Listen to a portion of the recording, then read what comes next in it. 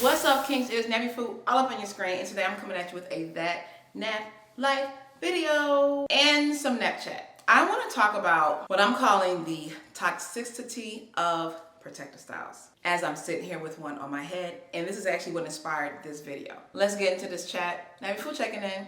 Let go. This week, I was inspired by the book of John, chapter 15, verse 16. You did not choose me, but I chose you and appointed you so that you might go and bear fruit, fruit that will last, and so that whatever you ask in my name, the Father will give you. Amen.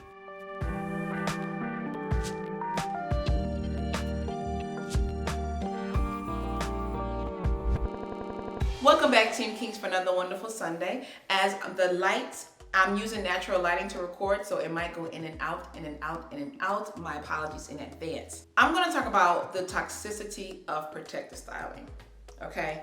Certain protective styles, specifically braids. If you choose the wrong protective style, it can set you back. Should I even say the wrong protective style? I would say if you choose the wrong method to install your protective style, it can set you back. And I feel like that is probably what I'm going to experience when I finally take this down. Because this style right here, I have to say, has been one of the most challenging protective styles I've ever had up to date. So I got this style before I went to Hawaii. Side note, if you haven't seen this vlog, I think you should check it out. It was fun, it was awesome, and it might make you want to go to Hawaii. I'm just saying, okay? So I got the style specifically for that trip. It was either between this look or some cornrows, some straight backs. But I was like, you know what? Neither one have I ever had, and this one is even further different because of the color. I love the color. I love the color. The color will come back again for sure. My hair is all the way blown out. I blew my hair out before I went there. Homegirl was braiding. It was all cool. I've used her before. She also did my knotless braids that I had, and it was wonderful. As you see in this video here that I did in this Vlogmas video about spiritual goals. They were cute. They were fun. I love the knotless braids. So of course, and I liked how neat she did it, I went back to her again. Here's some footage of when I went to go and get my braids.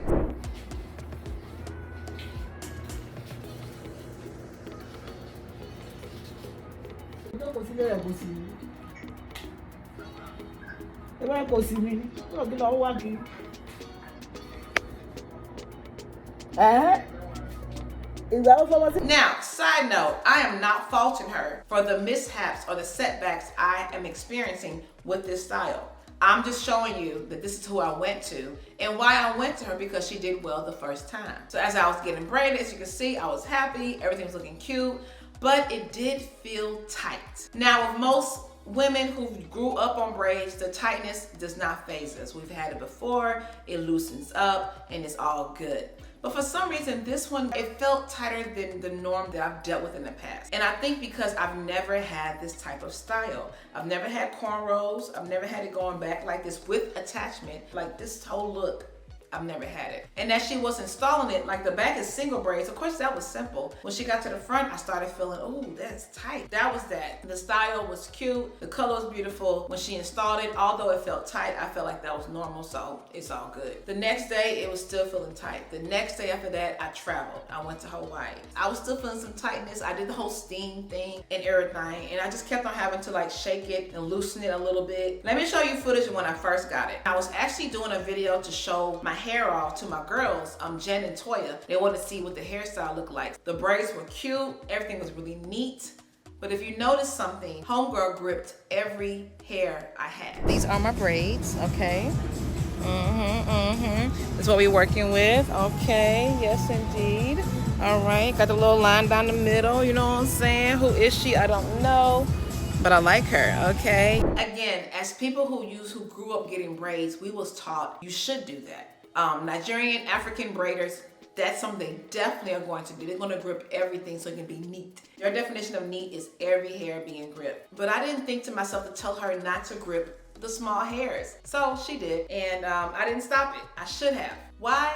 This hairstyle has caused me some issues in the front of my head. Let me show you. This braid right here, I'm starting to have regrowth already. Thank you, Jesus. This braid right here, y'all see this one? It was up here. It was like that, but it broke, and now it's all the way back there. Kind of like how this one is. You see how this starts up here? Now it's all the way back there. And there's other spots like that where I feel some of my hair has now popped out of my pupil. basically. And I've never had that happen. No protective style, I have never had that happen. So that told me the level of tightness that she gave to me, my scalp was not feeling it. It did not want that. And I didn't do what I was supposed to do to protect it. I should have told her, don't grip me like that. Don't grip those small hairs. But I don't know, for some reason I didn't think to myself, by all means, protect my edges. So that kind of led me to the whole thought of the toxicity of protective styling. You choose the wrong way for a hairstyle to be installed, girl, your hair's gonna suffer. Contour, I already know it's gonna be some things going on here, okay? It's gonna be some things going on here, and I'm just gonna work to get it back to where it was before and hopefully even better. Thank you, Lord. I've had this in for almost a month, 2 months or so. And I mean, I'm seeing how this part is trying to connect back like right here. You feel me? See how there's nothing there right now? It will come back in Jesus' name. Amen. All right. But that's one of the downsides of a protector style. You get it installed too tightly, your hair can become damaged. Your edges can be running backwards instead of staying forwards.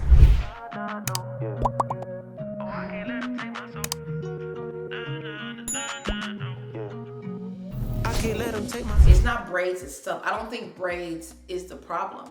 Braids are beautiful, but it's how that braid is installed. The toxicity of protective style to me is more about what makes it toxic, and I know it's a strong word, but what makes it dangerous, right? What makes it not favorable is how you have that protective style installed and how you're taking care of your hair while the protective style is in. I'm not gonna lie to you. I've been too fearful to actually do a full wash day with this on. I have. So I've been doing witch hazel rubbings, I've been doing apple cider vinegar rubbings, and I've been using some dry shampoos.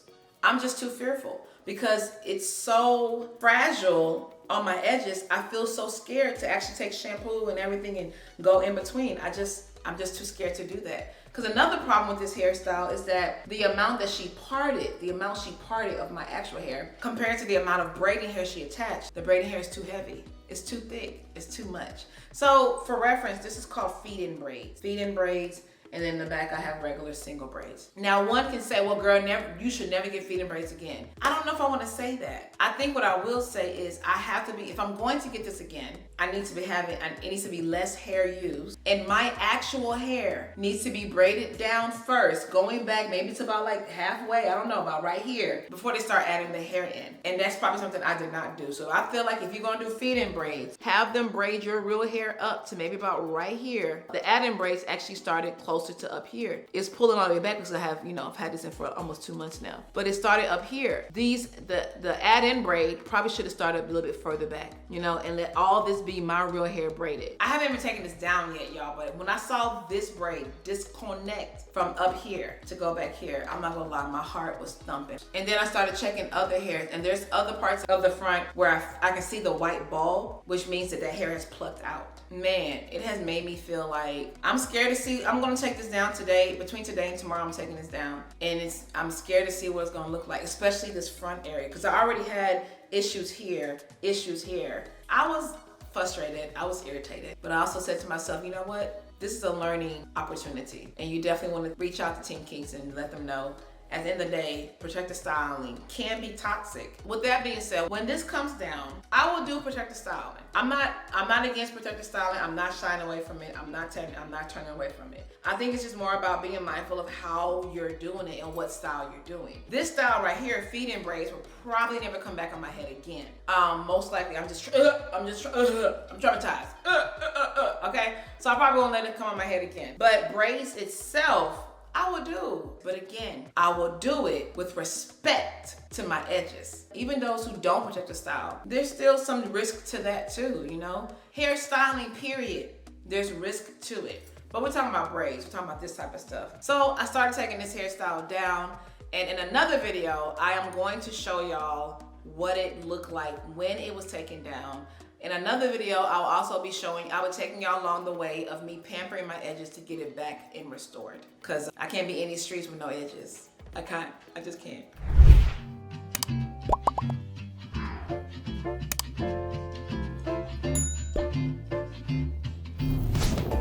Okay, y'all, so I had to move positions because the sun was just being disrespectful to me. All right, so the toxicity of protective style is when you are not doing protective styles that are in respect to your edges, you can end up having some toxic results, meaning your edges could leave the premises. With that being said, let me show you a couple of photos that could happen when you don't let people put protective styles into your head with respect to your edges.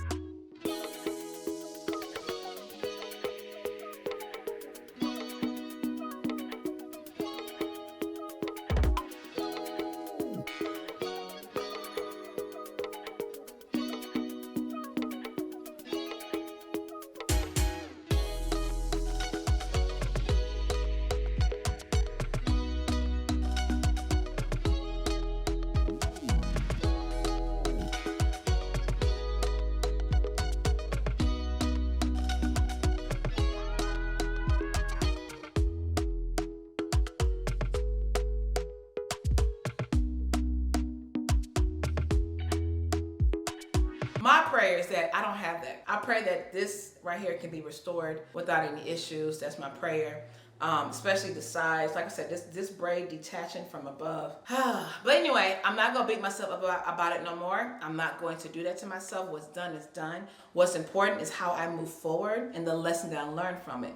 So I'm not closing myself off to having people braid my hair. I'm not closing myself off to having braids, but I will definitely make sure I am intentionally paying attention to how they handle my edges. I don't care. I'm not gonna sacrifice the health of my hair so that it can look cute. I mean, because this hairstyle is cute, right? It is, I love this hair. I love the color mainly. It's really, really adorable. Let me see. Oh, look at that. No. But anyway, basically, all of your sensitive areas, whether it's your crown, it's your nape, or it's your edges, make sure that protective style respects those areas. Otherwise, you can end up having toxic results. And I don't want that for you. I don't want that from you, okay? So yes, y'all. Thanks for hearing me ramble. I pretty much just rambled and I just wanted to tell y'all my experience with this whole feed-in braids and me having this style for the first time. I can be traumatized by it. I can say I ain't never getting this stuff again, but I had to really look and break it down as to why this kind of stuff happened. It's because I didn't have her respect my edges. Whoever you have braid your hair, you tell them to respect your edges and you show them exactly what you mean. So what am I gonna do to get my hair back in track? I started using a spray by this company called Uhuru Naturals,